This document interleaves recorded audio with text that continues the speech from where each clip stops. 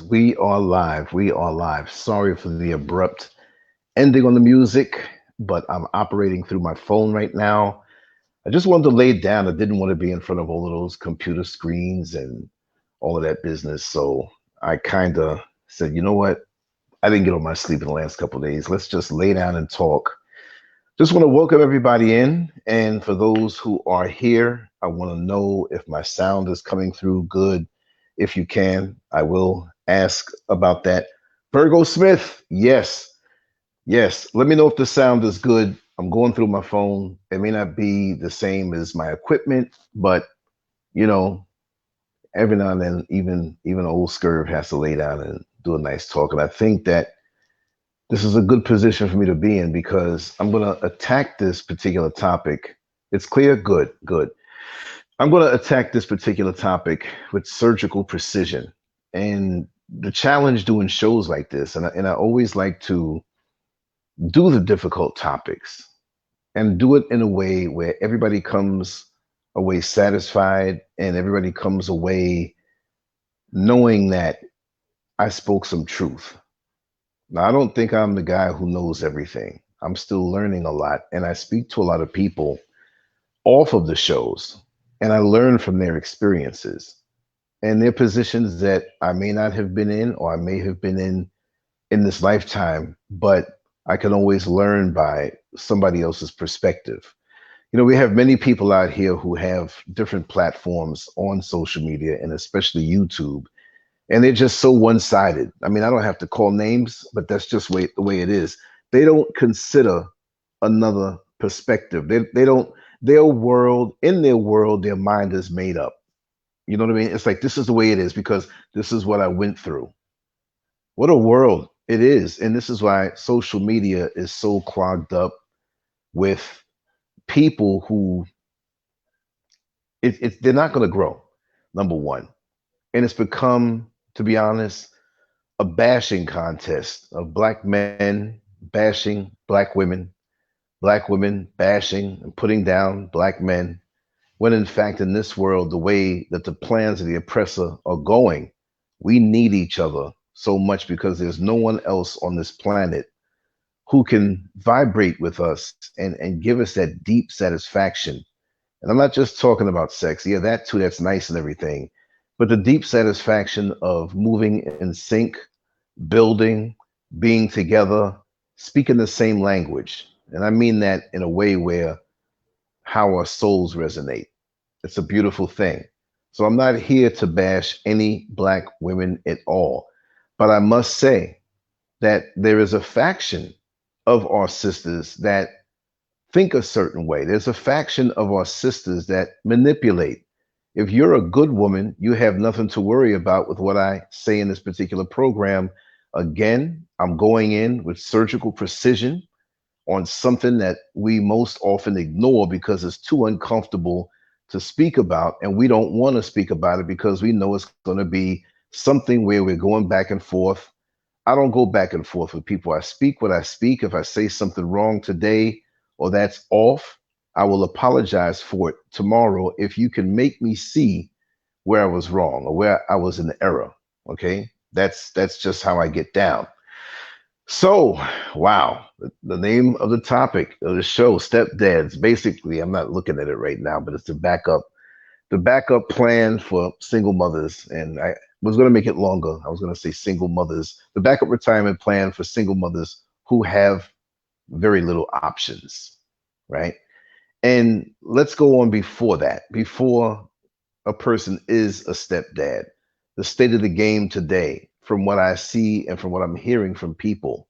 Okay, I'm going to say it one more time because later on we're going to go in the comment section. Oh, I can't believe you're thinking this about black women. I can't believe you're saying this about black women. Lance, I thought you were different. But no, I'm not talking about all black women. I don't know the percentage of the women that I'm talking about, but the good sisters out there, the upright sisters out there, the ones who don't have secret agendas and hidden motivations, I'm not talking about you. I'm talking about that small percentage of women who manipulate, that small percentage of women who use men, who are cunning, who have messed up early on in life with a bunch of kids, and they don't have a career, they don't have a way, they may work hard, but they may be struggling, and they're looking out for the guy who's going to step in. Some would say Captain Saverhole, some would say he's a simp, but they love the simp's money and they love the Captain Saverhole's money to get them over that hump, to get their children to be 18, 19, 20 years old and out of the house. When at that time, usually these women have no use for you as a stepdad, because you think you're coming into a home, a household, a union with her, and the children would be appreciative of you maybe early on before they get indoctrinated with what's going on in that relationship, or when they find out that their real father was a knucklehead, didn't do much, abusive, beating up the mother. Now, this is not every case now. So examples that I throw out, I may throw out 10 examples. Maybe one will connect with you and maybe it won't. It doesn't mean that all women went through the same situation. Some women who are single mothers have great relationships with the father of their children. Maybe it might be far and few between, but they do if they're not together. So this is not a one size fits all type thing. And again, I'm not bashing all women. I'm going to shut up on that. And I'm going to bite into the person who comes in the comment section after this goes up. All right. Good. Now, kudos to the single mothers who do the right thing by their children and they have no schemes toward men out there. Kudos. I give you your props. You may have had some misjudgments. Maybe you made decisions that you look back on and say, hey, if I knew better, okay. But you face it and you stand up and, hey, maybe a good man may come along. All right. So I'm not saying that every situation like this is a toxic situation. Sister Oyala, I see you there with your beautiful self.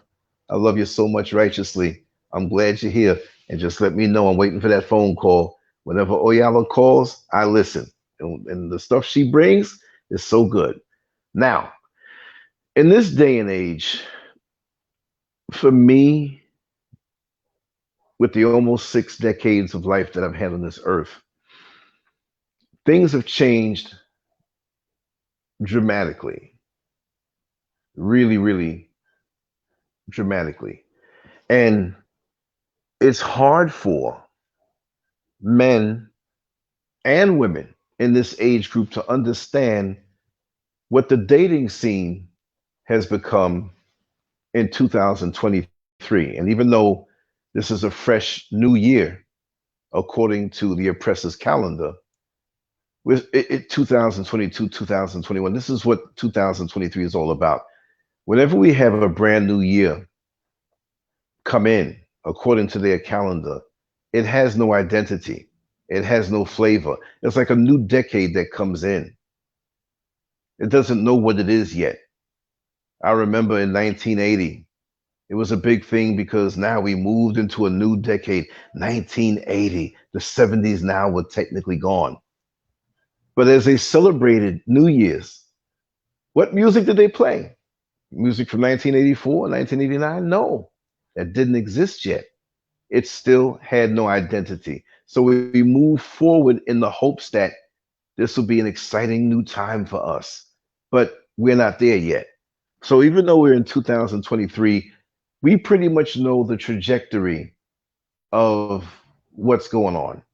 And mentally, we're pitted against each other. Okay. So for the last few years, let's even say the last decade, if I'm allowed to say that, we had guys, and I'll call his name, Tommy Sotomayor, right? And 10 years ago, around that time, I would say that he was really in his heyday. He was really in his peak. He had a gazillion hits on his videos, and he was very controversial. He's still around now, but the winds have changed now in the dating scene. And I'm not going to say he started it, but he planted the seeds to blame Black women for everything under the sun that was bad. And this is me saying it. I'm not saying it in a venomous way to him, but hindsight is 2020. You look back on things and it's like, wow. I can really see where things were then. And there may have been some who could see what it was. But if there were nuclear arms found in Iran, trust me, Tommy Sotomayor was going to blame the black woman. If there was a drought somewhere in California, you best believe Tommy Sotomayor was going to blame the black woman. I mean, there could be an asteroid hurtling toward Earth and it didn't know where it's going to land. Well, you best believe that somehow, some way, Tommy Sotomayor was going to get online and blame the black woman. So this kind of set the scene now because there are a lot of black women coming back on the Pookie and Ray Rays of the world to say how they're no good. And these exchanges happen much to the delight of the oppressor, much to the delight of those who don't look like us, who looked at us as a minstrel show and laughed at how we are not unified because they don't want us unified. Now, I'm going to keep on with the topic, but I just want to say on TikTok, there's a young lady who basically said on one of her videos, if you're a black woman, I follow you. If you're a black woman, I'm going to follow you. I'm going to be connected to you. I want to speak with you because we're black in this world and we have to unify. And people now, black women and even some black men, joined on. And they see this people saw this thing like balloon up, blow up into a positive movement for us. You see, the oppressor doesn't complain when he sees us at each other's neck. You understand? It's entertainment for him. But when they see us get together and they see the black man respect and love righteously the black woman, and the black woman love and respect righteously the black man, even just in passing, they got a problem with that. So it was shortly after that white women came on to speak their 2 cents about what this black sister was talking about unifying with black women. And they had a problem with that.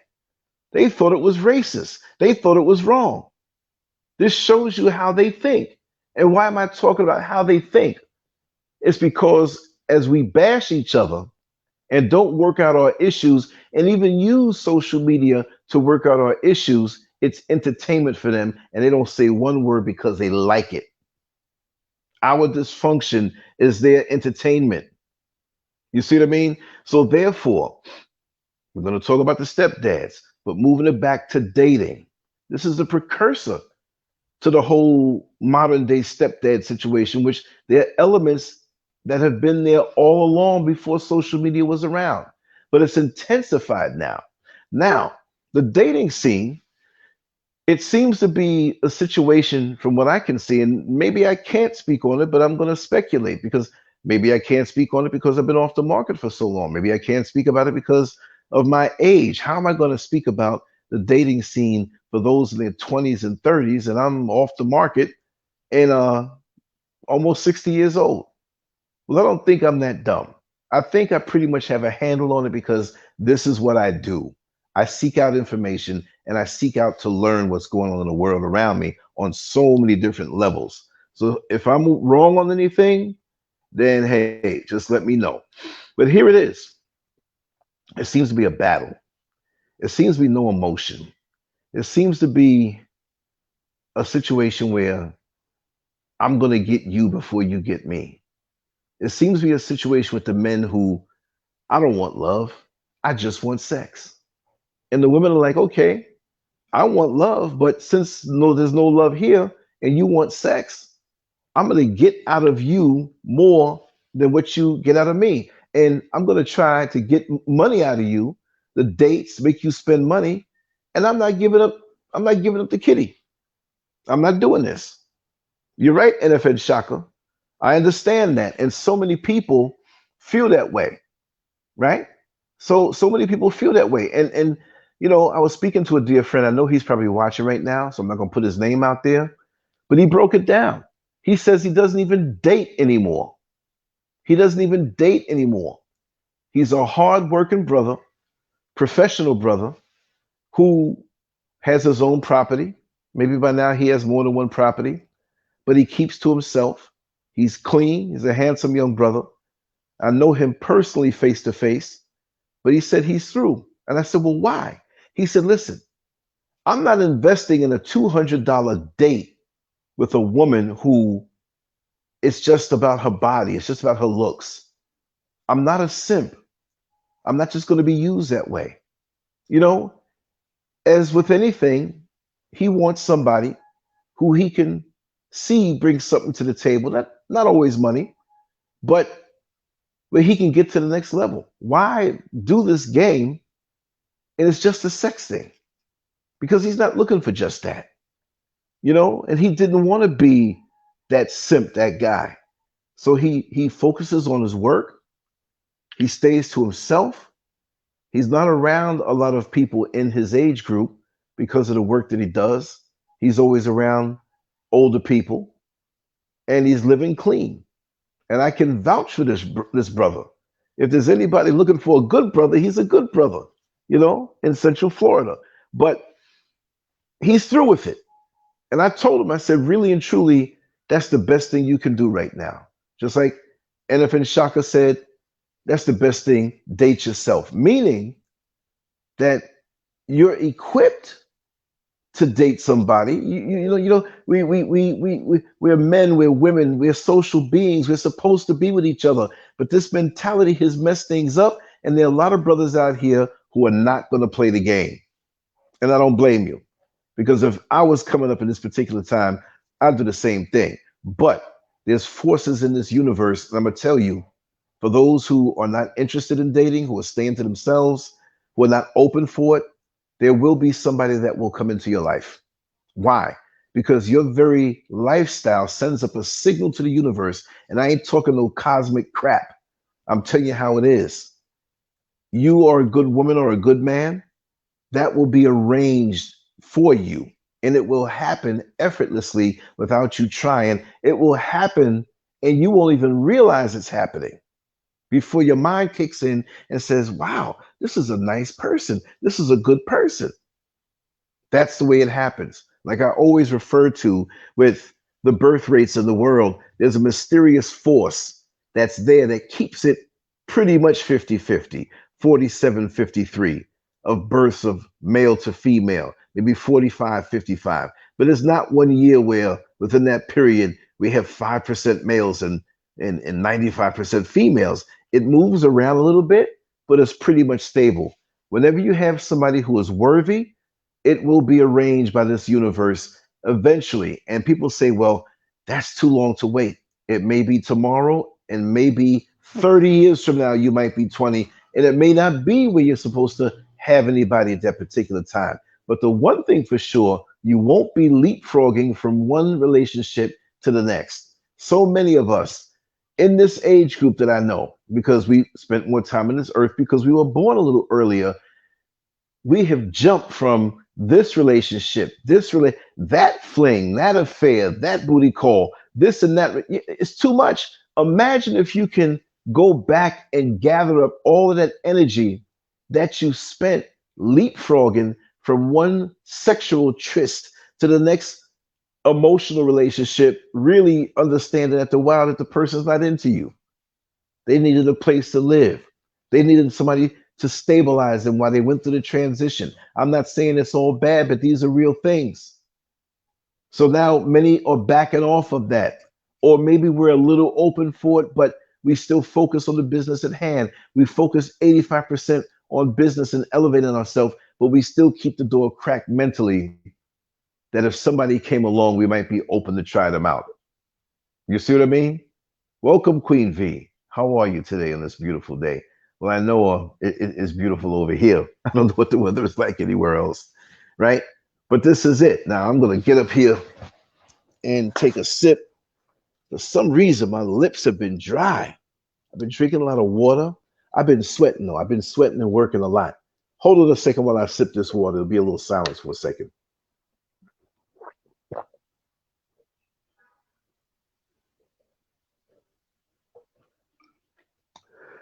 Woo!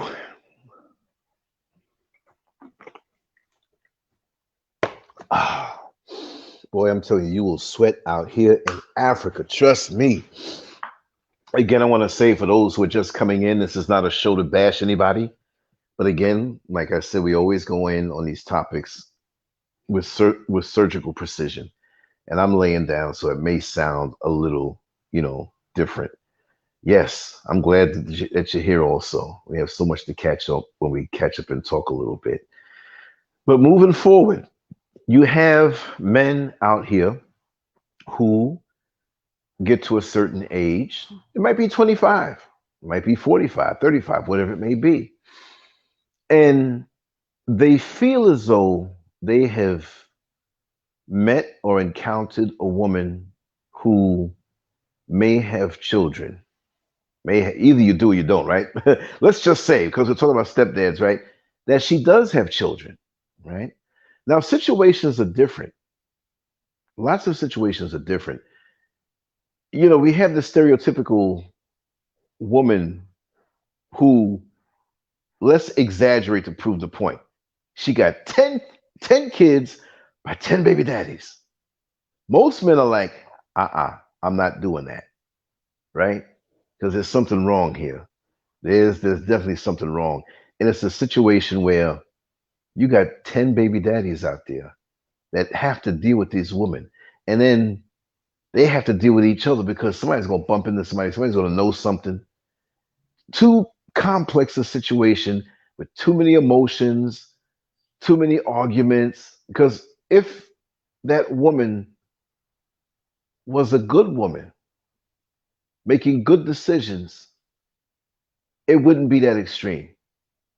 Now we understand that when you're young and emotions get involved, or you're exploring, or your world is not that expanded yet, doesn't mean you had to travel the world, but your world is not as expanded as it would be 20 years from now. Because how many times have we said to ourselves, boy or girl, whatever it is you got down there, boy, if I knew then what I know now, I wouldn't be involved in a lot of the sugar honey iced tea that I had to go through. But the bottom line, when you go through the sugar honey iced tea, it gives you this thing called experience. And sometimes we have to face these things the hard way because the bad choices force us to deal with certain consequences, and we can't get away from it. So lots of times we enter into something because our mindset is not as expanded. Maybe we didn't have an elder to give us advice to say, hey, let me break this down to you. And it's funny because I've had people share things with me, and lots of times I was stubborn and went on and did what I wanted to do because of maybe the carnal lust. You notice women may not be good for you, but you ain't thinking about that. You looking at what's in front of you right now. I got to jump on that right now. I don't know about forever, but I damn sure know about tonight. Now, I wasn't stupid back then, but I'm a man. And I made decisions and took chances on lots of situations that gave me a ton of experience. So it's from that mindset from which I speak. So again, I'm not bashing anybody. But then you have a level headed guy who he may not be exclusively looking for a single mother. Now, on a side note, I have known men that have later on been discovered that they were looking for single women that had female children so they can step on in, and as those children got older, or even at the young age that they are, in their sick minds, they got with that woman just to get to those children. I know one. I used to work with one that later on it was discovered that not only did he get with this woman, she just had a child maybe like 2 years before that, and he got with her. She took him as her father because the little girl knew that that wasn't the father, but he was so kind and loving, and he groomed her. So by the time she was 15, 16, she was pregnant, carrying his child. And the mother didn't know, and she didn't reveal who the father was, the young girl.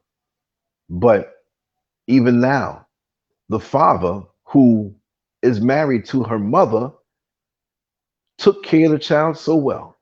Oh, yes, this is my grandbaby, and I love this child so much. But it was a cover for the relationship that they had. So, single mothers, be careful who you let into your home, be careful who you let around your children. This stuff is out now. There's no excuse. If something is real, it will stand the test of time, but children are off limits, especially when you had them before this man comes into your life. I'm going to jump around and make sense of it all. It's like when you're sewing together an outfit and you have all the different pieces laid out. And so you grab this piece and sew it and then grab that piece. But at the end of the day, you'll have a beautiful dress or a beautiful suit to wear. So we want to get to certain parts now.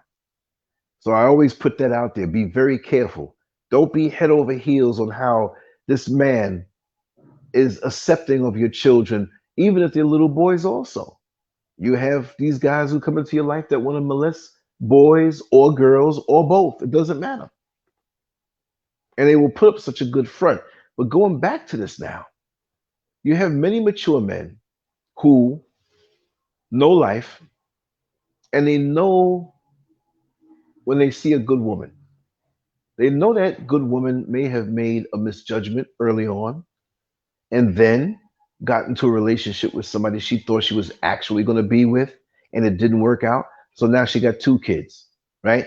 That little teenage child, or when she was a teenager, we're doing dumb things. We don't understand the consequences of our choices. Granted, now you get into your 20s or maybe near 30 and you're in a relationship. So I can't knock you for that when you have it that way. You got to excuse the first one if it's in the teens, right? As far as children are concerned. As a man speaking, okay? So you're a mature man and you see this hardworking woman who has her act together now. And she seems to be, accepting of her reality. And she's incrementally taking steps to improve the quality of her life as well as the quality of her children.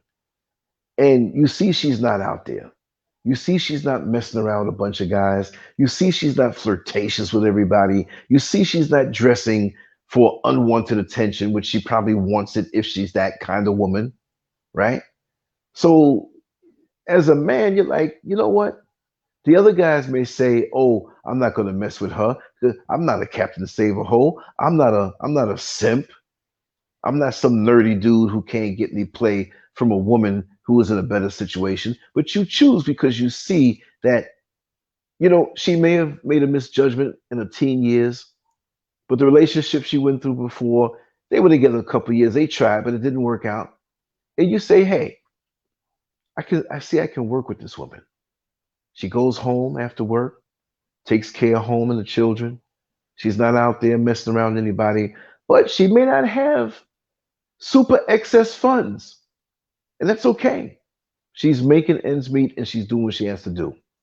So you say to yourself, and in your talking with this woman, as you get to know her, you're like, "Wow, you're a real good woman, and I could really see myself with you."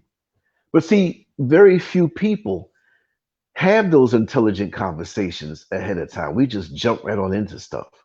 Now, every situation between a man and a woman who may have those dynamics going on in their life, her as a single mother, and him as a single man who, wouldn't mind going into a relationship with this woman, regardless of the fact that she has those two children. So they make the move, and he gets involved with her. And those two children, one might be 8 or 9, the other one might be like damn near newborn or whatever, young teenager, different combinations because those ages make a big difference in how those children treat that stepfather. If they know their father and they know their father was a knucklehead and you're a good man and you're not trying to be their father, you're just in a position of being a father. Now, you might have some children of your own and have experience on how to raise children, but you're not coming in heavy handed. You're just trying to have a relationship with this good woman who has these children. I've seen situations where it has worked out. But there's always that but. There's always the but that gets that man in trouble when he's looking at it. It looks so delicious. He might see somebody and be driven by his lower desires. He's a smart man who's made good decisions, but now he's getting a little older, and this woman might be a little younger, not much, but he's looking at how good she looks. Oh man. And she seems to be open and receptive to our conversations. You're not figuring out the distance or the proximity that you have to her children, because this is a very, very, very complex situation. And I'm not knocking single mothers. There are a lot of good ones out there, but there are a lot out there who are nightmares. We're going to get down to the nitty gritty now. There are a lot who's out there who are just looking for the man to supplement their income and get them over the hump until those kids are grown. And after that, they'll give you their ass to kiss. There's some women out here who will have multiple men. It used to be back in the day, you have a woman who is single and she has a sugar daddy. And that so-called sugar daddy is going to supplement or take care of most of her bills. And in return, she may not have the time to go out on the night in the town. Maybe she has a friend who can babysit the children, or maybe, he'll pay for it, take her out, whatever. But in the middle of the week, on the weekend, no matter what, you're on call like a fireman, because when that sugar daddy wants to come around 2 o'clock in the morning and receive the services that your beautiful lips can provide, you better be there for him. That's the only drawback. But see, sugar daddies don't exist as much as they used to. Yeah, they have the sugar babies websites and different things. They're out there. But we're talking about a local situation and that one person who can be that sugar daddy for you. It doesn't work that way. I know now personally women who have 3 and 4 and 5 and 6 sugar daddies. Sugar daddies are broke now. A lot of times they can't even handle their own bills as much, but they want that convenience of able to sail in and sail right on out without direct responsibility, decisions, whatever. Let me just come on over, do my thing while the kids are asleep, take you out every now and then, and here's some money. And there's a lot of dudes out there doing that right now. There are a lot of women who have confessed to me. I don't know. I've always had it where women have always opened up to me, but I never take advantage of them and spread their stuff all out in the world, or gossip about them, or look at them as though they're less than. Never have I done that. But I've had women. There's one lady in Orlando who used to ride the bus with me. She had 6 sugar daddies. I'm like, why you got so much money? I'm saying, and I'm talking to her for real. She said, listen, let's open up and talk. She says, am I coming on your talk show because my voice is so different? She had a really high pitched voice. It was like Michelet. She had that really high pitched voice. So she was telling me, she says, listen, each sugar daddy knows that there's another sugar daddy. And that makes it easier for them. So I'm helping them out in their pocket. I'm like, you really saying this to me? I can't believe it. So this is what's going on. And there are a lot of extreme situations out here going on in the world that even today we get shocked when it pops out. And there's some things we'll never discover. But when everything falls and crashes and the word comes out, we don't have to wait on the news to tell us things, and certain things won't even be told on the news if it was the way it was done in the old days. But social media, let somebody grab a piece of a story and put it out there, and people do more research and put even more out there. There's no regulation. You mess up, it's out there, and you can't pull it back. But you have that type of single mother who is looking for a man to be their backup retirement plan. And with many of these types, and again, we're not speaking about all women or all single mothers, with some of these types on a negative level, they will put forth the best imagery to you. It's like fishing. That worm or bait on the hook better look good as it's floating out there in the water for that fish to go and take a bite. Because fish are getting smart now. A lot of times you're out there fishing for hours, and it's like, wait a second, I can't catch anything, and the fish are hanging around the hook, looking at the worm. You put too much worm on the hook, they can bite it and get some of the worm and not get caught up in the hook. And that's what a lot of men do. They come around a lot of single women, single mothers, and it's like, you know what? I'm gonna act like I'm gonna be a stepdaddy eventually, but guess what? I'm taking the fun and I'm out. So a lot of single women, single mothers have adapted their game, those who look at this thing like a game, right? And they've evolved to the point where it's like, I'm not giving it up too fast. And it shouldn't be about that. It should be about the man and that woman. And she has kids, and that is a ready-made family and a package deal. But what a lot of these guys fail to understand is that that woman of those types of single mothers, again, not all women, not all single mothers, but that type, that type, they're not looking for super longevity. They're looking for relief right now. And a lot of these men, I won't call them Captain Save a Hole, and I'm not trying to say the sisters are hoes. I don't do that. There's somewhat hoish behavior, and may they wake up from it. But in all of that sense, a lot of us were raised in a very decent manner to expect the fact that we'll get treated good if we treat the woman good. But a lot of times it's not about that. It's about that money. It's about that security. And then you have these brothers who they're not really on their own completely. They are, but they're struggling.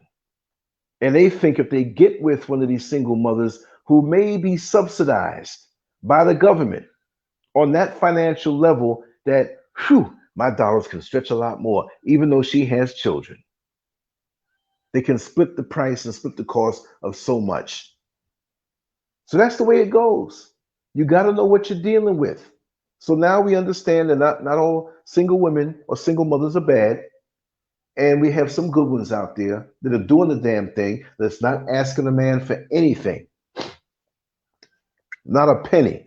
But if it comes along, as a man, you're supposed to do and take care of your woman. And if she does have children, yes, that is now your responsibility. So take your time and know what you're getting involved with, and take time.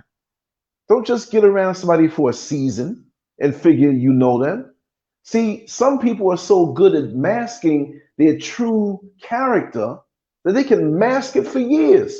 And after years of being with them, they show you who they really are. There's a lot of these single mothers who are not even into the men that they're with, that they marry. They're not into them. They tolerate them because that paycheck is coming in. So brothers who don't understand this have got to understand this. Take your time. Of course, you know, you got to take time before you get involved with somebody. You got to take time before you live with somebody. I'm not going to say I'm so much of a puritanical person that, oh, no, you must wait for marriage and so on and so. Times are hard. I understand. If you're really about getting with somebody, hey, why not combine the finances under one roof? I understand that. That's a big factor today. So I'm not going to knock you and say, well, you need to be engaged, you need to date, you need to you court them, whatever. It's like, listen, I know I want you and you want me, and I figure that I know who you are pretty much, and I think you've been honest. The problem is when there's no honesty. And you have the single men who marry the single woman who has kids, who feels that, and I'm telling you how it is out here, y'all. I'm not going to sugarcoat it. They feel they can have a captive woman at home because she has the kids and they're young, so she has no leeway. So he can have someone at home that he can cheat comfortably on. We have a lot of those arrangements. They go into the situation figuring she's handcuffed, thinking that, especially when he has money, okay, we could be together. And he feels that she has to kiss his ass and suck his thing every day because he's a knight in shining armor. But he just wants something of a stable home and a stable home base because he's really a player. You know what I mean?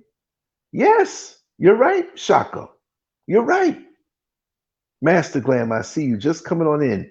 And understand, Master Glam, Like I say with every other show, I'm not talking about all single mothers or all single women, but we're going in for those who fit that mold, the ones who are what we'll say bad. Now, not everybody's bad completely. It doesn't mean if it's a single mother who is basically a gold digger looking for a man to pay her bills and be a retirement backup plan that she's going to take a gun and shoot somebody in the head or she's going to poison somebody. You know, we have some people out here who are in the church who'll do that, who have the facade of looking so good, right? So we're not saying it's everyone. So I'm not being a guy bashing women. I'm just telling it like it is for those who are in that category. Like we know all men are not dogs, all women are not this way. But for those, we're going to talk about it. So we all have different the reasons that we live. If I say reasons, I think of that song, that little soundbite in my head. But we all have our reasons, and we got to dig down and be honest with ourselves. We have to be honest with ourselves when we get into a relationship. A lot of times we know we're not ready for that relationship, and we're 80% there, and we just figure, well, you know, let me just take a chance. I won't be discovered. And while no one is really 100%, right? Because we're always learning things about ourselves. You know, I'm learning things about myself at almost 60 years old that I didn't know when I was 40 or 30. There were things that I said years ago that I would not tolerate. And then later on, you tolerate, or things you say, nothing like wild or whatever, but just, I'm not into that. There's certain foods I look at and say, oh God, that food looks nasty. It always turns my stomach. Then I take a bite. I'm like, oh, I didn't know this thing was so good. So we're always in a state of flux, learning who we are and knowing who we are. And that's why sometimes if 20 years ago we got with somebody, it could be a really bad situation because we didn't have the sense or the spirit of discernment to understand what this person was all about, even though the red flags were screaming at us. Because men could be duped into a lot of things. I'm not saying these single mothers with children are predatory, but in most cases, they're passive predators. They know that you're lonely. They know you a man. And ain't nothing wrong with being horny. Pretty much most of us in this daggone chat room and listening to the show ain't but 24 hours from an orgasm. Within the last 24 hours, whether we did it with somebody or used our hand, there's some who didn't within the last week, the last month, unless you're in a rut. So we're human beings. We crave the touch. It's not just a sex thing. We want love. We want to belong. We have single men out here who want to belong into something and be respected and looked up to. Not a Captain Save-A-Ho, but somebody who wants to give back and make the woman feel secure. We have some good men out here who will take on the challenge of when they say, take on the challenge of another man's DNA. But it's a very risky thing. And the dating scene as it is has made most men not even want to deal with another single woman because they're tired of the games and the scams. And it works both ways for the women also. We have career women who may not be the stereotypical as they presented online, the modern woman. But she is a modern woman where she has a career and she goes into it deeper because she can't deal with the bull crap that a lot of these men are coming with. But we're speaking about the single men with the single women who are mothers and they use you for a retirement backup plan. We will talk about the men and we'll do the flip side of it tomorrow. And it may not be where, oh, you know, you have a single woman and he has kids with it, because usually it's not that way. It's not usually that way. You have situations like that, but you know, you very seldom have scheming single dads. You know what I mean? I'm gonna find a good woman and use her. And you have them out there. Trust me, you do. But for the women who are like that, it's a hell of a game because these stepdads can find themselves in a situation that's literally heartbreaking. And as those children get older, they can be so disrespectful. Yeah, I know I'm not your daddy, but I've been paying the bills here. Give me the respect. And they ain't going to respect you. Because a lot of times when that that father of those children, if he's alive. Now, we have unfortunate situations sometimes where you have that mother who is a single mother, but the father was a good father, but he was in a bad accident or had a sickness that was terminal that took him out. So you can't put that on every woman you see with a bunch of kids in the supermarket. I know a very good woman who was with a man who was very affluent, but his mistake and her mistake was that he never let her learn and grow. He wasn't controlling, but he wanted to pamper her so much that he handicapped her development. And so when he got into the accident that killed him, she didn't even know how to pay bills. She didn't know how to balance a checkbook. So any good man is going to want to empower that woman to do and be independent for herself. And again, she was homeless. She lost everything. Friends and family who acted like they were going to help, they just robbed her blind. Within a 3-year period, and I don't know, my phone is looking kind of stupid right now and acting up. Let me know. Oh, I'm seeing Jack Griffin. Jack Griffin. Yes, yes, indeed. My brother. Man. Yes, that's my brother from way back in the 70s. We go way back. Let me see what yeah, Master Glam said. I remember Mama Scurv did one video a while back speaking on being a woman and mother, the choices we make, but single moms need guidance, especially the ones who aren't moms yet. And yes, you know, I mean, to be honest, Mrs. Scurv and I had a lot of growing pains in that particular situation. And I will say this, that you have many fathers who did wrong. They're not with the mother anymore, but they were very abusive. And when they see a man come around who has the right intention, now he wants to come back and be a father because he can't stand the sight of another man being around his children. Well, if you did the right thing from jump, you wouldn't have to worry about that. See? So there are good women out here who have issues dealing with that whole stuff. It's a very complex situation, and it's not a thing where it's one size fits all. But these men these days and the women these days, we have stripped away the real foundation, the real principles of a good marriage. They're stripped away. We're just following our crotches. We're led by our hormones. Yeah. And you do have them, and you have to keep it in check. See, it's not the penis or vagina or the testosterone or estrogen that you have that's wrong. God made you that way. But you got to guide it. And you can't put yourself in a situation where critical thinking goes out the door, out the window, because you're looking at this juicy backside or this inviting cleavage or these lips that look like they can do something to you to put you in the fetal position for the next 3 days. You can't be led by that because that's always going to be a factor if you're on that lower vibrational level. And it's hard. You know, this thing is, it's hard to walk the straight and narrow. I'll be the first to admit that. But you, as a man and as a woman, you got to submit to the law. Like Positively Angela says every Monday night, and you miss it. If you're not watching that show, you got to watch it. We had one last night. Monday night at 8 p.m. Eastern Standard Time, Positively Angela gets on, and she puts it down, seriously puts it down. So I suggest that you go back and listen to some of those older shows. But we don't, we've given up. We're renegades to divine principle and divine law, and we have to pay the consequences for that, or face the consequences, or deal with the consequences. All through my life, I will admit I've made some dumb ass decisions and had to face the consequences. But I took it on the chin like a man, and it wasn't always good. So when I speak a certain way, I'm telling you, it's not because I'm so smart. Listen, I went in the backyard with the lights out, and the dog was back there living in the doghouse, and I stepped in the doo-doo many a time. So because now people think, oh, you're so wise, you know so much. No, I know where not to step now because I know where the doo-doo is.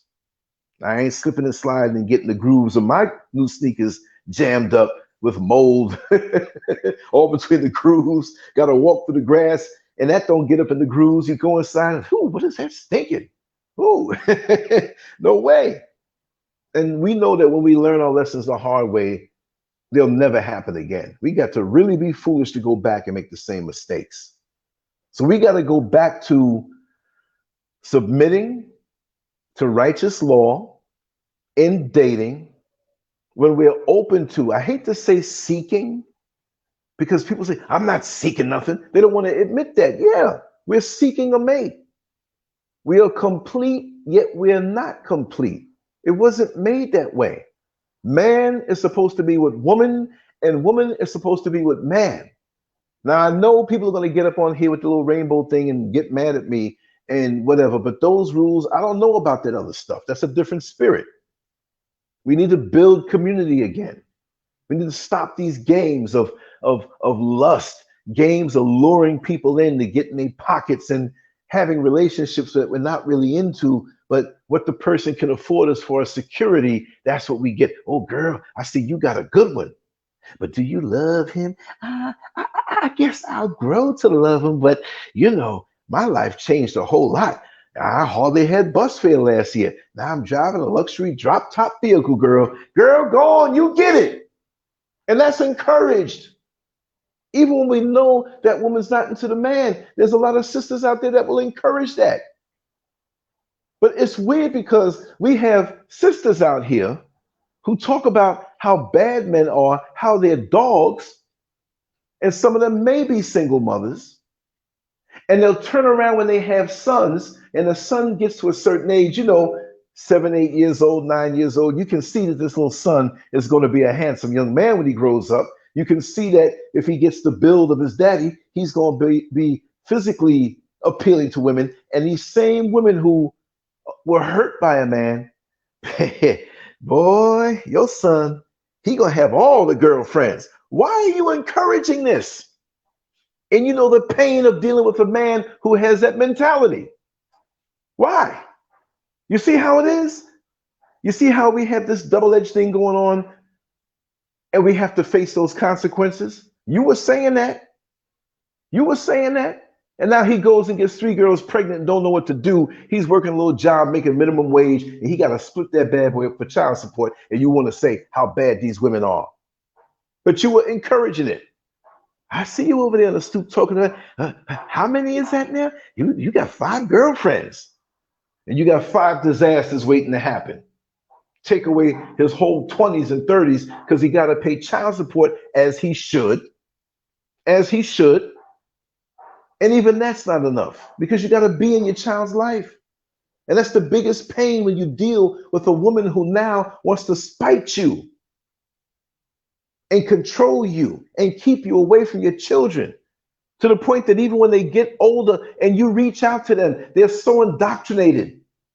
They tune you out because their mother made them fight their battles, their toxic age-old battles, because she didn't keep you and want to control you. See, again, I'm not demonizing all women. I'm not demonizing single mothers. You know, you get guys that marry you and they're stepdads, but you better be ready. I would not encourage, even if the woman didn't have any children, take your time. And that goes for the sisters also, because you got some dudes out here with some jacked up backgrounds. I'll throw a few examples of what I've observed and experienced through friends and acquaintances and associates.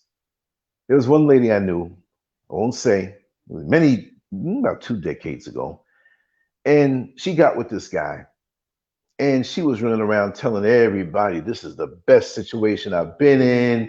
The man, he makes money. You know, he's a gentleman. He knows how to cook. I wake up, he's up early. He cleans the whole house. See, that's the love bombing period, right? That was a period of him love bombing her. That's the down payment to get your foot in the door. Because a lot of times we always show our representative. Like the dude who's at the club, he done took a cab to the club, but he's jiggling keys by the bar with a Mercedes-Benz keychain logo on it. And you see that, and you don't know what, and there are Benzes out in the parking lot. There's always a Benz in the club parking lot. And you think, I think it's that Mercedes I saw, that new top of the line one. Oh my God, I gotta talk to him. And he's living in his mama's basement, which is nothing wrong with that when you're a certain age, right? And situations are different. The mama might be sick and single, whatever. You might be the one paying the bills. Who knows? But no matter what the situation that you get yourself involved in, you need to investigate. So this woman was going around telling the, and she was getting into details too. She had to really put the icing on the cake. And you know, you're gonna have sisters out here who are gonna listen. He did what, girl? He what? He took you out last night, and that restaurant is expensive. Yes, 1987. It is in the shop, and he's trying to get you to pay for it so he can trick off and go get other women, right? You tell everything, and then you kind of happy, but you need to keep your mouth shut because you might be setting yourself up for a fall and a great embarrassment. So she was telling the girls what he was doing in the bed. Oh, girl, you know I wouldn't tell nobody that, but I kind of like that when he does that. That's kind of freaky. Listen, as a former bus driver for many years, I've heard a lot of conversations. I've heard a lot of conversations long before I was a bus driver back then. Just in life, my ears were like invisible satellite dishes that would always pick up I don't care if it was down the block. I always heard something. Like I said, my hearing is so good. My sight is still good. My senses are still good, but my hearing is so good, I can hear a gnat fart 1,000 worlds away during a hurricane. So don't whisper around me. I'm going to pick it up. I'll probably hear your thoughts also. You know, I'm not a person who has been in the church all my life. I was raised there, but, you know, my mother always told me, you have a way of discerning spirits when you're right, when you're focused. And I do, you know. That's just the way it is. So they get married. And she finds out that he has this big down payment on the house. Come to find out that the money, it's real money. But over the years, she found out things about him. So they were going to the whole thing with the whole house. You know, even though you have money, the down payment, you know, they got to check your credit. They have to do this and do that. And when they ran that credit, this joker had kids all over the country. I'm not saying he had 50 kids, but he had about like 6 or 7 children that she didn't know about. And they were quite young. And he was paying child support. And the child support was caught up. But the fact, like, wait a second, how are you paying all this money? He was making good money on a job that he had, but that wasn't really the overall source of his income down through the years. She also saw his emails, right? And this is like right around the time we were doing computers and stuff like that, about maybe, you know, everybody was getting like 2001, 2002, whatever, about 20 years ago, about 2 decades ago. And he'd walk away and leave his stuff open. She'd sit there and not ramble through his stuff, but there was all this gay stuff, like you know, HIV prevention and all of this and all of that. Well, he was in good health. He didn't have AIDS, but you know, pretty much what you're into, you get a lot of emails from other companies that, you know, third party situations that will forward stuff, right? So like if you look at my email list, I have several emails, but most of them you'll see technological things dealing with streaming and the newest equipment to stream, you know, different programs for editing. You'll see a lot of that stuff. You'll see a lot of boxing because I love boxing, and you'll see a lot of bodybuilding stuff. You'll see a lot of vegan stuff, a lot of stuff with foods and, you know, the way we live is what you'll see in an inbox, you know? So she saw those things and she was like asking him, she's like, why do you have, you know, I wasn't snooping. He didn't mind. And he's like, well, you know, I just want to keep up on top of my health, whatever, whatever. But the closer the time to when they got married, she realized that, you know, there's some people whose sexuality is secret. But homeboy, half the dudes or 3/4 of the dudes at the wedding were gay. Now, if that doesn't, if that doesn't make you think, because like they say, if you want to know a person, show me their friends. You know what I mean? If you want to really know a person, show me the friends that have stuck with them over the years and consider them a friend. And sometimes, like even me, out of most of my friends, I'm one who's maybe a low achiever. But they know I'm a decent person deep down, and they know and can vouch for me on what I will do and I won't do. Even though I have a lot of F-ups in my life, not that I've been locked up or drugs, just the girlfriends. Y'all know my weakness. That's the women. That's always been the weakness. That's my cocaine. Let's be real about that. I can sit there and blast this out to strangers and let you know that. So now you'll understand me as I come up. Come to find out, this dude had way more money than what his salary indicated, yet he had the child support stuff on him that she never knew about, with the children that she never knew about. Another red flag. Why can't you say that? Why, what is there to hide? But the biggest thing was that he was tricking, or actually, he had tricks. He was messing with gay men for money. And he didn't stop. She eventually saw another email, and there was a dude, when can I see you type thing. Like, she's like, whoa. The dude was bisexual. He ran in certain circles, and the gay dudes that were at his party, a lot of them, it's like, what does your friend do? Oh, he's between jobs right now. He's got a few things he's looking into. Always some vague stuff, but he gay and flaming. Unbelievable. So you have to almost these days be paranoid unless you know from the root who this person is.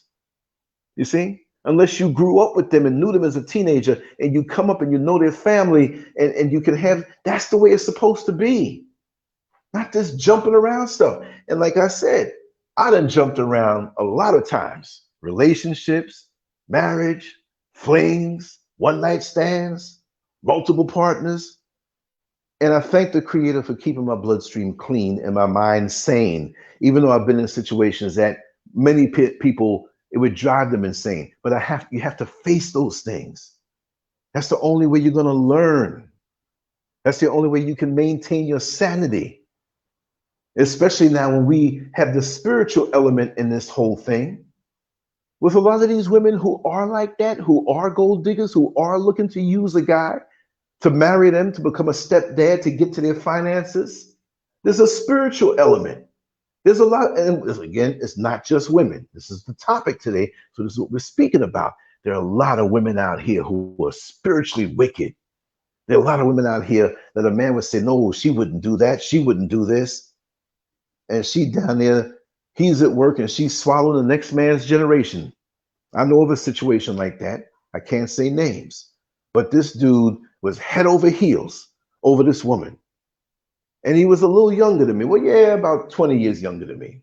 And he didn't have the experiences I had. I'm an old crusty veteran. You know what I mean? I'm an old wily, ring-wise veteran in this thing. And I still have my weaknesses, right? But I've been there, done that. It's pretty much with women, most situations I've been in, good, bad, and ugly, freaky and upright. He wasn't like that. He always came to me for information or advice. And what he loved about me is that I gave him the raw advice. I didn't say wrong advice. I said raw advice, right? So he was telling me about her and everything. She was from the Caribbean. Not a major island, but we didn't know much about her that way. And from what it appeared to be, she seemed to be all right. But I have to say, and it's not just a Caribbean thing, but if you're dealing with somebody from another country, it's not because they're from another country. It's just the same way as if you're dealing with somebody from another state, another part of the city that you don't know. You don't know their history. They can tell you anything. So it's not a Caribbean thing, right? It's just this is out of my circle thing. So you got to be extra careful when it comes to that. She was pretty. She had a very nice physique. I say physique because it wasn't lust driven when I see her. When I would see her, it was like, okay, she has, and me being a former bodybuilder, I look at it that way. If I said body, then that's something else. Like we think about, oh yeah, she got a nice body. That's good for what you want to do after hours. But she had a very nice physique, very nice. She kept herself up well. But you got to understand that there's a lot of single women out here who weaponize their bodies. Now, it doesn't mean that if you go to the gym and take care of yourself, yeah, see, she got a nice body. Be careful, she's weaponizing it. It doesn't mean that.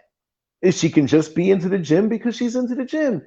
And you see her because she's wearing something that's a little revealing, you know. But I feel in gyms that when we go to the gym, we should be going to the gym.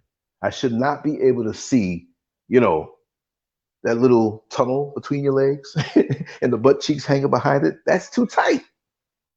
It's too tight. I shouldn't be able to see all up in every whatever and see your shape. Wear something loose. It's better that way.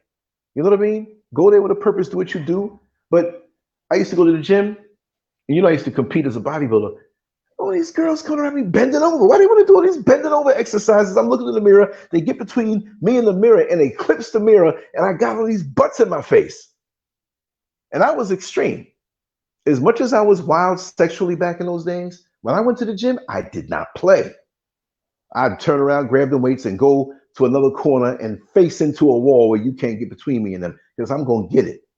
Anything I do, if it's drawing a picture, detailing it, my focus, when I focus on something, I focus. I'm not easily distracted.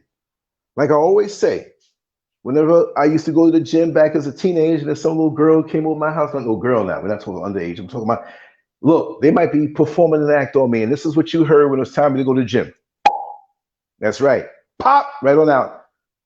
What are you're stopping? Yeah, it's time to go to the gym. Oh my God, why don't you let me finish? No, we'll finish later on. I did not play. I wasn't taking those steroids, nothing, so I had to really get it because I knew guys I was going to compete against that were going to be on drugs. I already had a disadvantage. I'm going to sit here and waste it with you. I'm not mad at you, but business is business. See? So you have women who weaponize their bodies, who are deceptive, who can be like that gadget that the locksmith sticks in the lock, and it can sort of morph into what the key was. This little part comes up and fits in and becomes with the tumblers, and you can open it. So they read you quickly. Remember, I'm not going to call these types of women, I'll call demonic. These types of women have an inverted sense of gift of discernment. They will scan you. Just like when you have, you know, the code that they scan at the cash register. Let me scan this and see the price. They scan you. They see, and don't let them be in a club or be, it doesn't always have to be, the clubs are played out anyway, but a situation where they live across the street or they encounter you on a job and they can be off at a distance. You really don't know them that good, but they're observing you. They overhear what you say on the phone. They watch your movements. They see if you're a nerd and they're easy catch. You see what I mean? So that's one thing that a lot of women over the years that have been attracted to me, even into the older years, knowing that I'm off the market, but they sense the bad boy in me. I can tell you were something else when you were young. You were an old freak. I could see that. I'm like, I never said to you like that. How could you say that about, you don't even know me? I can sense it. You can give me a call later on. Here's my number. Like, oh, damn, for real? That means you're like that. Birds of a feather flock together. I mean, I might be that cab that's out of service right now. How you gonna wave me down? You don't know. But they can see it in you. And they can see your basic makeup. Come on now. You might see a woman by herself walking down the street. And this is for males and females. You see a woman walking down the street, right? First thing out your mouth, she's a lesbian. Why? You can see that mark on her. Doesn't mean you can always see what's in a person that way, because they have their own cloaking devices, just like, you know, Scotty on Star Trek. Captain, the lithium crystals, they're about to fail. We cannot run this cloaking device that much longer. But they can cloak themselves. But I'm good. You got to be real good. I can take a look at a person, like, this is what they into, this is what they do, this is what they like. Lance, how you know all that? It's experience. Come on now. Let me give you an analogy. You know, when you first learn how to drive and you driving down the street, might be a one-way street, right? And you're so scared, you watching the mirrors, you driving all slow. The instructor knows this, right? But when you get between two cars that are parked on either side of you, you might have 3 feet from the side mirror to the car, and here you are squeezing and looking, and the steering wheel is moving back and forth an inch, and you want to make sure that you can squeeze by. Your anus tenses up. You're sitting there doing Kegels in your vagina. You so scared, and men are just flexing like they chopping off a piece, and you got 3 feet on each side. Ain't that something? So as you get better and your judgment gets better, guess what? You flying down the street, you probably got an inch on each side. You're not even paying no mind. Whoosh, you're going through. You're not even scared because you've been doing this thing for a while. You know this thing for a while. Experience teaches you so much. Deborah Costin, how are you? Everybody else doesn't see you because, you know, you're on Facebook, but I see you. And everybody say hi to Deborah. If you want to come on, you know, with everybody else, you can come back on YouTube, LANCESCURV. Yeah, I'm looking at the chat room real quick. Tracy J said, never get involved with coworkers. You know, Master Glam said, what never? I had to learn my lesson 3 times messing with coworkers. Yes, I've been there, done that. Been there, done that. Right in the parking lot of the job, right in the storage room of the job, with all kind of crazy stuff. Lunchtime wasn't, lunchtime was lunchtime, but it wasn't no food involved. And then when you're not dealing proper, when something happens, you got to go to work and face this. And people pick up on what's going on. How come they never speak to each other? But yet and still they leave out at lunch at the same time and go separate directions. Let's follow the both of them, knowing that you're going to meet up somewhere. I know all them tricks from back in the days, trust me. But it's not a good thing at the end of the day. It's really not a good thing anyway. If you're really involved with somebody, keep it off of the premises. Now you still keep it off. Don't use them little secret conference rooms, you know, for your little action. You got to question yourself in your life. What is it that's missing that you need this type of stimulation or situations, or as they say, sorry for the profanity, but situations or situation shits. And like it was said earlier, I'm not going to scroll up. I'm on the phone. I don't even want to touch the phone. I don't want to hit anything wrong. But it was said earlier in the chat room that social media basically has destroyed humanity. It destroyed, add on to it, how we deal with each other. It has aided in a lot of things, which is wonderful. But it has really destroyed a lot because it's overstimulation. We need to deal with people face to face, get to know them. We know what we're all about, and maybe we can put our foot in that because it's easier to find someone if you both are honest. It's all about honesty. Stop duping people or trying to fool people to be something that you're not. You know, let's be honest with each other, whether it's face to face, because we can be deceptive. I'm just going to say all of these situations too, also to play devil's advocate, that we blame on social media, they've been around, but they didn't move as fast. Again, I'm going to say this. Let's go back.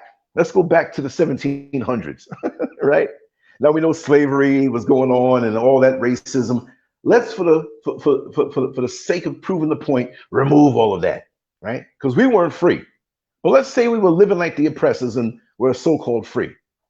Now, if there was a man who went past the general store, you know, horse and buggy times, and saw a woman, he was married, she was married, how does he express interest in this woman? You couldn't just walk up, the whole town would know about it. They'd be gossiping. The eye contact, you act normal, good evening, how are you, whatever. It might take 15 years for penis to get inside that vagina because they didn't have social media. They didn't have the society. Everything was traditional and strict. You didn't go hitting on the next man's wife, which is not a good thing anyway. As wild as I've been, I don't do or mess around like even girlfriends of friends of mine. As wild as I've been, there's too many women out here. I got a bond with a friend of mine and I'm gonna go hit on this woman? No, you're a piece of shit then if you do something like that. You know what I mean? If you really love your brother. There's certain things I don't do. I don't care how gorgeous a sister is of one of my friends. I've had a friend of mine, real close, Grew up with him on the same block. I went over there one day, and his sister came out looking at me all different. She's a little older. And she's like, Lance, how could you not know that I always wanted you? What were you talking about? And I was young.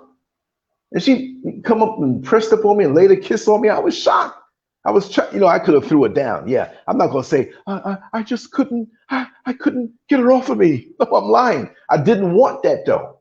But I learned, that was my first lesson. Like, I felt bad. She kissed me a little bit, and I kissed her back. But I did push her away. Like, where's this coming from? What is this all about? I said, don't you know I'm great friends with your brother? Well, that has nothing to do with it. No, I can't, because in my mind, he gonna think I'm coming around over there because I want to see his sister. Now, if it's righteous, where, there's a righteous attraction from the head, the top head, where this is a beautiful woman, yes, but I love her attributes, the ones you don't see, her integrity. I'm very attracted to that. I want to spend time with her. You can be open with that and still maintain the friendship with your friend, because he knows you're respectable. Now, he may not dig it too tough knowing how you've been a dog with all these women out here, but there's always that time when different men have experimental periods in their life, in those little wild days. Some have little wild days, some have, most of my life was damn wild days. And even if it wasn't really, and it was very intense. It was very intense. Like I said, I'm glad to have a clean bloodstream. I'm glad to have my sanity and a clear mind. So with those things that I've been through, when I talk about them, I'm not glorifying them. I'm just putting it out there. So maybe some dude that may get caught up, he may be hip to the game of what can happen, to check himself, to know where he's coming from, to understand what it is that he's feeling, that it may be passing out of a physical desire and not something that he wants to, because when you see two people together till death do us part, it don't mean you're not together no more. You just parted where one left and went to the next dimension. But you still love that person. Wherever they are, they still love you. That's what we're supposed to be getting from this level right now. Because laying down with a million women or a million men, you're not going to go to the next level with that. And I think that's something that's necessary. And if you got problems with what you're doing, work it out. You see, the divine plan is so evident. We got to go and do something different. You know what I mean? We got to go and try to, excuse me if I'm saying the N word, we got to nigger rig it. Why we always got to go around, you see the instructions, and we got to go do something different? Why? Just follow the law. Submit to the divine law. Go out in nature and see how divine law works. But we always got to find a way to get around something. And that's the way we do in relationships. Yeah, I know she got 10 kids. Yeah, I know, she been living off of them stimulus checks and got welfare after yin yang. Yeah, okay, welfare is needed for those who really need it. So I'm not knocking it. But these little welfare queens out here, you know what I mean? We got them out here. And these dudes who try to rationalize laying up with a person who has no ambition, and they just breeding and not facing the consequences just so they can get in line and get a little shot and get a little 19-second feeling of an orgasm with them. And then what? Now you got to face the consequences. Man, all these baby daddies be coming around. I don't like it. You know what I'm saying? They be eyeing me up and down and hating on me. I know one of them too, man. We never got along in school, man. Next time that nigga come over, I'm going to shoot his ass. See, the drama, the Jerry Springer culture, what we've been degraded into in the system because we got away from the law. You know what I mean? And some of the church folks, let's do some wordplay. They talk about, well, yes, I honor and worship the Lord. The Lord. The Lord, you better follow the law instead of talking about some Lord. That's an English name. We ain't got nothing to do with that. Talk about the true creator. The one who has the real power. Create hurricanes and cyclones and earthquakes. Created the universe. You see ants out here building together the anthills. They work together in unison. There is a law that is in their soul that they follow. They carrying a rock and in 6 inches, they'll walk to give it to the next one, and they come back and get the other one. So that way one don't have to walk all the way through the yard with that little tiny rock that's a little too big for them, but they're strong enough to handle it to a point. There's an order. So when you're dealing with somebody, I'm not saying don't deal and become a stepdad, but it's bad enough dealing with a woman who don't have any children, has no history, a clean slate, never been married. It's hard enough. You're like, man, it's rare to find. Doesn't mean that if you're not that or don't have those on your resume presently that you're less of a catch. No, there's some beautiful, wonderful relationships that have come from the union of a man with a woman who has several children, but those are far and few between. It's never smooth. No relationship is smooth anyway. It's smooth when them parts are lubricated and you moving like an engine in the bedroom. But other than that, when you hit the outside world, there's too many factors involved. So no matter what union you have and what the dynamics are of that relationship, there's going to be people jealous of you. There's going to be people who gossip behind your back and lie on you and bring lies to your mate to destroy her perception or his perception of you. It's going to be all of that going on. And you got to deal with that energy, even if you don't know it's happening. And they say that couples break up because of financial issues. That's another thing. Forget the cheating part. Some women are like, I know he cheats, but he pays the bills. I'm not suggesting to have that mentality, but that's the bottom line. There's so many things coming at us. We want to minimize that. We want to be honest, which means we have to do some soul searching, just like when you buy a new car. You looking at the new car you're going to buy off of the lot in a dealership. And it's been sitting out on the lot for a while. It's a brand new car. They started it up every single day. And you so happy to get this brand new car. And you're ready to sit down and sign on the dotted line. And you ask the dealer, oh man, I can't wait. So if we do the deal now, can I drive it off? And he's like, no. We've got to prep it. What you mean?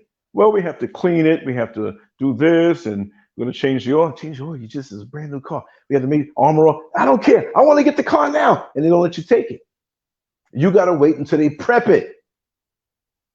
Even at the risk of losing the deal with you, they got to make sure it's right before they release it. How many of us make sure that we are right before we open ourselves up? And lots of times open up the Pandora's box of demons that we walking around with a smile, and people are fooled. Boy, I used to walk around with a whole lot of demons, and every now and then I got to knock one off my shoulder like, you still there? You know, you spray the roaches and the roaches are dead and you see one limping across the floor. It's like, wait a second, I sprayed 5 hours ago. What are you doing still alive? Well, I was under the refrigerator eating all them food and that big piece of cheese that rolled over, macaroni and cheese from last Thanksgiving food. Well, here, boom, feel these Timberlands. So we have to be in a state where we're cleansing ourselves all of the time. We're checking for things. I see Mrs. SCURV in the yard, up there on the property, up on the mountain there. And when she gets the whole place, this is pretty big, she gets it straight, she walks around looking for that thing or that weed that's coming up. She ain't gonna sit here and like, well, let it grow for another week and then there's other weeds. Now you got a bunch of work for you. Get yourself in a certain position, a certain level of cleanliness, but always look within. That's why you have to meditate. You're looking to see what weeds are growing up slowly but surely. You know, dude might be okay in his relationship. He's sitting up on the computer one night doing his work. Bing! Something pops up. He can't even resist it. It pops up in his face.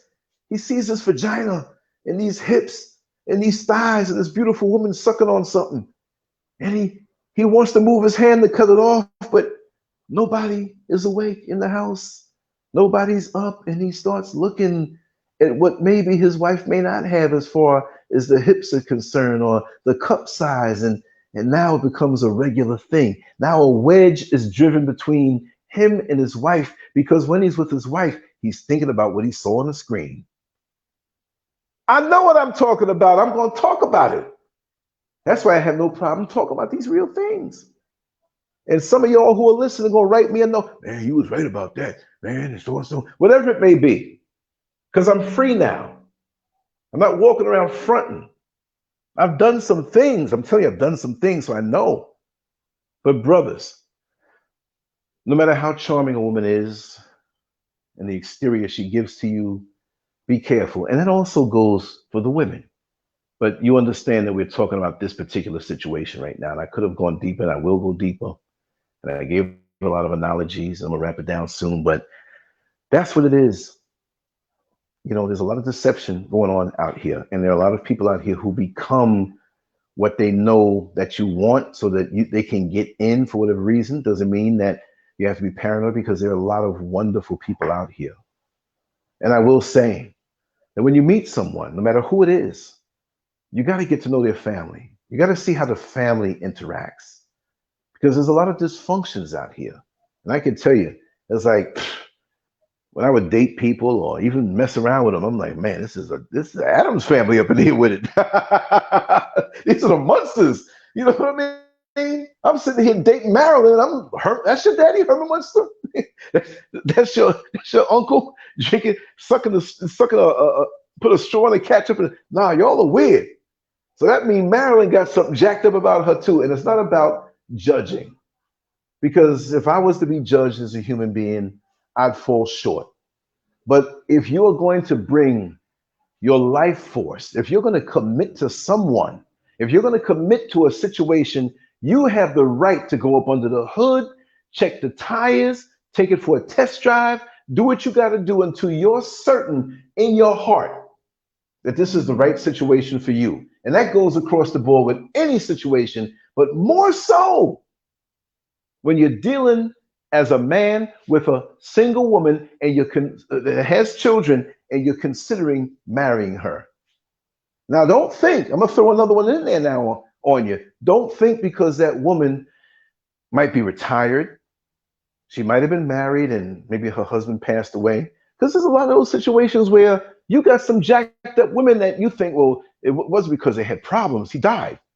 Oh, no, don't think you have a clean slate.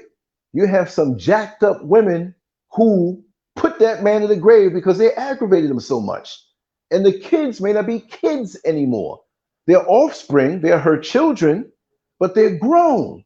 And they may still have the attributes of the father that she annoyed and put in the grave. Get a man a heart attack, whatever.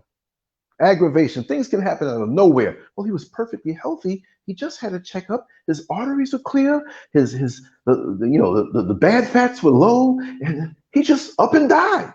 And some people go to sleep and never wake up. You know, and that's on the spiritual level. I think there's a lot of things in this world that we just don't know about, that we're just not aware of. You know, I know in my life, I'm not saying on the health level. Well, yeah, you know, on the bloodstream level, I've dodged some bullets. There's no way that I'm that good, because I've known women who 2 years and 3 years after being with me, if you know what I mean, I'll keep it decent. Hey, SCURV, man, you know that chick you was messing with that time, you know, remember she came around town, you know, she was visiting her family, right? And she was there for 2 weeks, man. And you was nailing that every day. Yeah, what's up with that, man? You know, she got AIDS. Oh my God. How long? Well, we don't know how long, man, but she got the monster, man. And I go run check myself up. I'm all right. I'm like, oh man, that happened several times to me. And sometimes at a good enough distance, there's a girl I was messing around with in 1982 for a short time. And half the gym, I found out, you know what I mean? You know, because dudes for that kind of release, she'll be like, oh, you know, this between you and me, keep this a secret. I'm friendly with all of the other guys here, but it's special between me and you. And you be, okay. Oh my God. She put her lips on me and took me to heaven. I'm gonna keep this going. No matter what it looks like, we're just friends with the other guys. And she boning all the other guys. It was so bad that a dude messed with her too that I knew. And she finished coming from another dude's house, man. And my friend went down on her. And guess what came out of her? Oh man, I hope y'all are not eating. But some of these women I know can be very vicious. So check yourself. So That older woman who's retired now and the husband died and the kids are grown. A lot of times you may have hell with those types thinking, well, the kids are grown. It's not always the kids that are grown. It could be that woman. So you apply the same security measures so you don't have to go through aggravation when you find out certain things. And your best deal, and I'm going to say this in favor of the single mother who may have several kids, who is holding it down but may have certain issues. If she can tell you everything about her, good and bad, all of her jacked upness, if she can tell you this, and you can see that she's telling you the truth. Her girlfriends are sitting around and say, yeah, you know, she's a little fast something back in the day. That's how she got that first child. But, you know, she tried and this other guy broke her heart and whatever. And honesty, no matter who you are and what your situation is, if you're honest, that goes a long way. Even if you weren't living a pristine life years ago and you face the consequences of your choices. You see, so it's never really where we got to rag you. You see what I mean? And that's what I'm trying to say, Queen V. And that goes both ways. This is a different era that we're living in. You don't know. It doesn't mean if you were imprisoned that you're a bad person. It could have been a bad circumstance. It could be something where you're innocent. It could be something you made a bad choice. But you need to check up. Look, before we move forward, please tell me if I'm wrong. But before we move forward in this union, we seem to be interested. We're not wasting any time. Listen, tell me, is there anything that I need to know? Is there anything that you're hiding? Okay? No? Okay. We're going to go to the next step. And this is what we both do. We need to do this. Break out your licenses. Have your license run. Okay? Have the license run. Do a background check. Just like you both go to get an HIV check, do a background check too. The brothers, you talk about you want to get with this woman, and you talk about you make over 6 figures, but you're only making 30,000, which you can stretch if you're wise with a little bit of money. But don't let her find out. Let her know and be upfront and honest. Run the background check. She got to do it too. Run your credit check. There are dudes that have gotten with women and their credit was smashed. They weighed more than their credit score. That's bad. They weighed more than their credit score, right? Now, I know one dude it didn't apply to because he was like about 800 pounds. So that's the way it is. Do you have any health issues? There are a lot of people who know they got something that down through the years, it may get worse. And you know, they want to put that on somebody. Be honest in the beginning. Check each other out on all levels. We are living in a world that is so different than what it used to be. And we need to know everything. There might be some small detail of something that you forgot. You know, there's something minor that you forgot. I won't hold that against you. But the major things, because you have to ask yourself, is your love worth that? Is your commitment worth that? Or are you satisfied in shortchanging yourself? You know, there's a lot of people out here with low self-esteem that, yeah, okay, I'll get with you. I don't have to check anything. I trust you. I know things will work all right. Love will work it out. It don't work that way. Ain't that much of love in the world. Because love is not something you just say. Love is an action word. If you say you love your car, that don't mean you love it before the creator or over the creator. But if you say you love your car, why is it sitting in the garage dirty? No oil change, tires flat, right? If you love your vehicle, you don't even have to tell me you love your vehicle and that you're committed to the upkeep of that vehicle by the way you treat it. The same thing with men and women, how they treat each other in relationships. Same thing. You're a woman, it doesn't mean that the woman has to cook for the man. It's not a, you know, that's traditionally the way it is, but men can cook for women. Whichever way you divvy out your relationship and allocate who does what. Now, Mrs. SCURV does not expect, right now she's up in the yard, up at the property, you know, planting seeds and all these seeds that she brought back when she was in America. She ordered all of these seeds. You know what I mean? I think, I think if the Creator makes another Garden of Eden, He might be hitting up Mr. Scurv, for seeds that He doesn't have. That's just a joke, God. I'm just joking. Hello, Lance. Who is this? This is God. Wow, God, you called me. What's up, God? I need some seeds from Mrs. Scurv. I ran out. There's more life on other planets farther away than you could imagine. So I need some this, I need some that. Mrs. Scurv, God's on the phone. What you been smoking? Listen, get them seeds together. You know what I mean? But we have to make sure we're transparent and honest with someone who has been transparent and honest with us. Don't put everything on the table and you're not getting anything in return. And you talk to them about this. You can even play this part of the video over. We're gonna run this license. We're gonna run our credit. We're gonna check. We're gonna check up our credit, our health history, and we're still gonna go on and get a checkup together.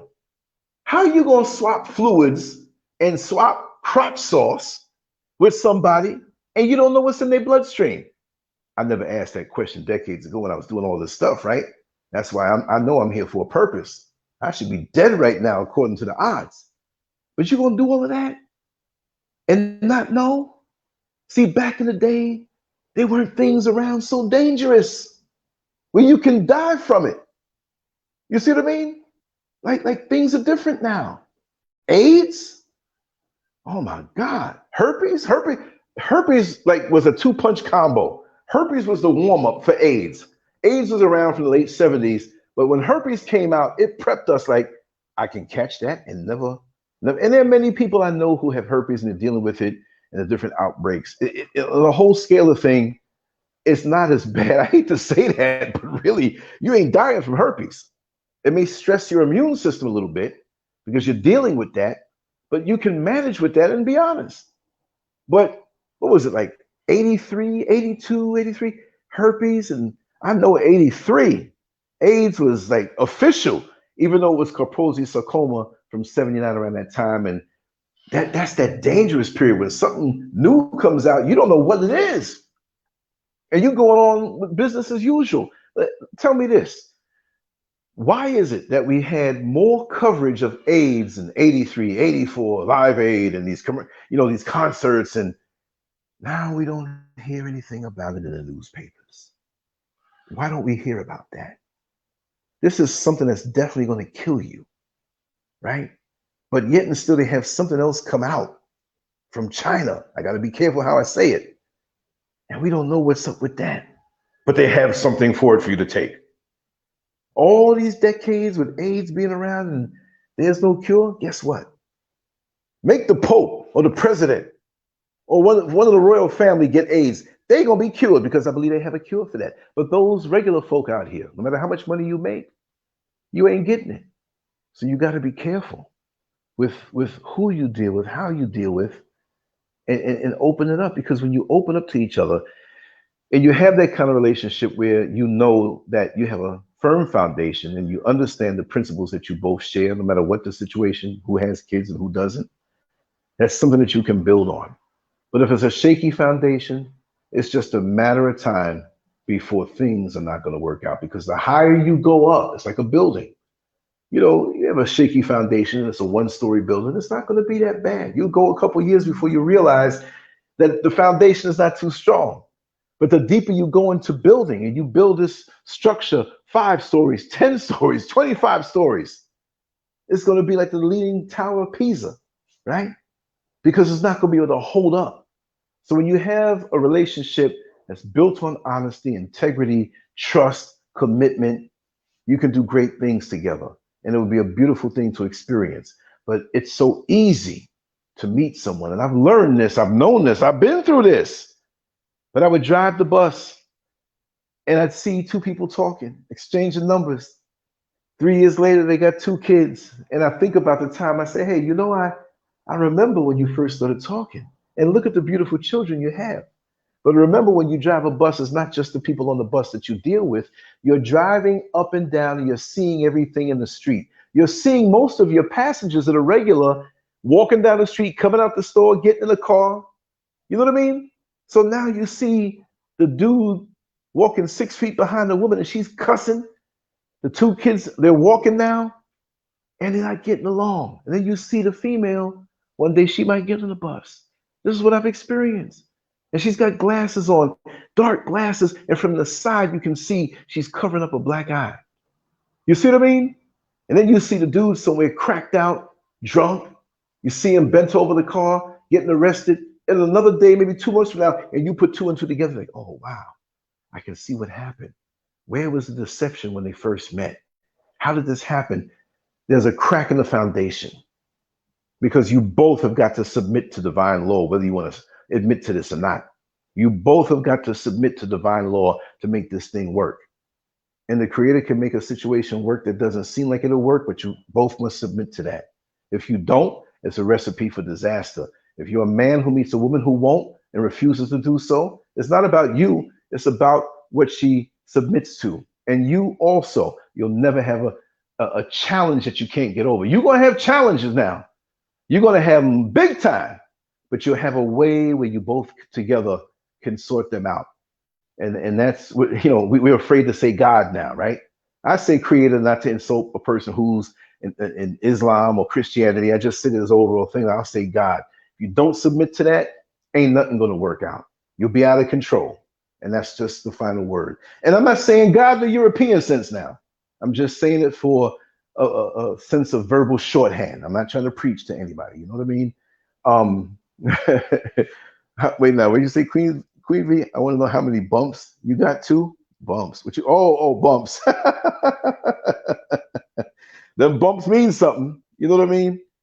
You might be good on your diet and say, I gotta have a little piece of that cake. And your skin's looking good and smooth, but you got a wedding to go to. It's one of your girlfriend's wedding. You have to dress ready and everything. You're in the wedding. And so here it is on Thursday night, late night. You eat this piece of cake and you're like, you get up in the middle of the night to go pee and you're like, the refrigerator's calling you. You go in there and get some more. You forget about it. Then Friday comes and Saturday is the next day with the wedding. And guess what? You wake up on Saturday morning with a big behind pimple right on your nose. Right on your nose. Or worse, your body will tell you and tell on you. You'll get a pimple right where your nose is, where the crease is, before your cheek begins. You can't even pop the bad boy. You don't even have the time to pop it and get away with it. And it's a big one. White. Oh man, what do? Pictures are going to be taken. See, when your system is not right, when you're not right, it always comes out in an inopportune time and reveals to the world what you've been doing in the middle of the night with that fridge and that piece of cake in there. Let that be a lesson. Let that be a lesson. Instead of saying, you know what, let me be honest. I want to eat that cake so bad, but my skin's looking good. I'll gobble up all the cake I want after the wedding. Let all the pimples fly. Wake up all the pimples on Sunday in the evening and morning. You good, because you already did what you had to do. But anyway, I'm going to wrap this down. And it's been so good to talk to you. I know there's things that I missed out on or didn't say. And I say, like, after I hit the button, it's like, I forgot to say that. Great point. It's always that way. So that's why in subsequent shows, we always, let me move this thing down here. Okay. Your body tells on you, that's for sure. What y'all said, that's the truth. I'm not going to get too fancy with all the music and stuff through the phone, because this phone's will freeze up on you. I did a show one time, and your body will get upset with you. I did a show one time when I did it through the phone. I had a power outage, and it wouldn't cut off. It just stayed on. People were like, didn't you say you weren't getting on? I said, yeah, I'm trying to hit these buttons. Because this particular this system, if I cut the phone off, it's in the cloud. The show will still go on. It'll be silent unless you're on there. So anyway, I want to do it the fancy way like I always do, but I'm a little leery of that. But I might try. Let me see. I just might try.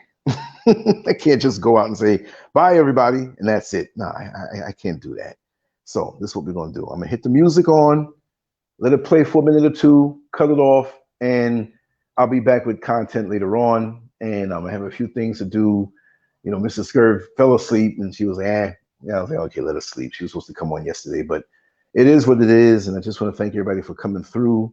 I loved it, and I can't believe I talked for an hour and 46 minutes nonstop. You know, I think I'm a little touched.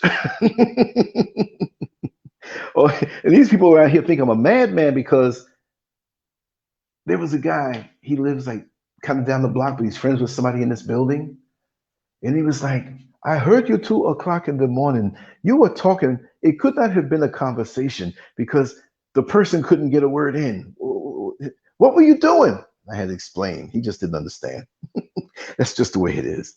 But let me hit this song. It may take a few seconds to come on, and I'm going to sign everything out, and we will vibe later on. And understand, I still haven't made the new Patreon yet with the adult content of these experiences that I go into a detail. But I am going to do it tonight. And I'm going to create something tonight, and I have something to offer to you tomorrow. And again, you'll get more than you anticipated. It'll be a whole different trip. The shadow world of LANCESCURV. All the worlds I passed through many years ago coming up, and not just, it's not going to be just graphic stuff, but I'm going to have to tell you what it is. There's a lot of lessons in it, a lot of spiritual lessons in it, a lot of things to increase your vibration, but we have to go there. Because one thing that I've learned coming up, and especially working in jails and prisons, I've learned my best lessons there. My father always taught me the best lessons from young, but seeing people and speaking to them when you're going to work, and I was one who just didn't sit on the other side of the bars or the other side of the fiberglass and just feed them and run, and that's it. When I got to work, I did what I had to do paperwork wise, and I go right into the day room, and I'm sitting around about 80, 90 dudes, depending on the classification, like that murdered people, that raped people, those kind of stayed away from me, right? But we talk some deep talk, and I've learned some life lessons, and it helped me even more so with my personal discipline because I've seen a lot of sorrow, sadness, despair. At the same time, I brought a lot of feeling of hope and motivation to people who didn't have any. So I guess that was my training ground. I've always been talkative, but when you're talking to 90 people and they all asking questions or jumping in or whatever, it's like a sparring session that you have, and you have 10 different sparring partners and you go 10 rounds each. That's 100 rounds. So that builds up your stamina and ability to think and deal with multiple mindsets and also multiple spirits, because there are a lot of people that I talked to that didn't like the things that I said. Oh man, it is hopeless, man. Man, these bitches ain't no good. This world ain't no good. When you die, that's it. Blah, blah, blah. Negativity. So what do? You got to show them love. You got to show them long suffering. You got to find the common denominator with them from which to work with, but it's not going to happen overnight. You see what I mean? So there's a lot of tactics that way. Let me hit this song. Let me shut up. I'm talking too much. That's what it is. But anyway, much love to you all. Take care, and I have some stuff for you later on. I'm actually going to get something to eat and go work on it right now. So later on, we're going to have a busy evening. Take care, y'all. Much love. In my just brain holds you.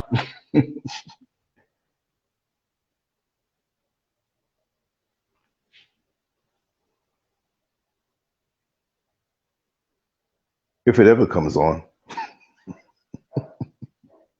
This phone is so slow.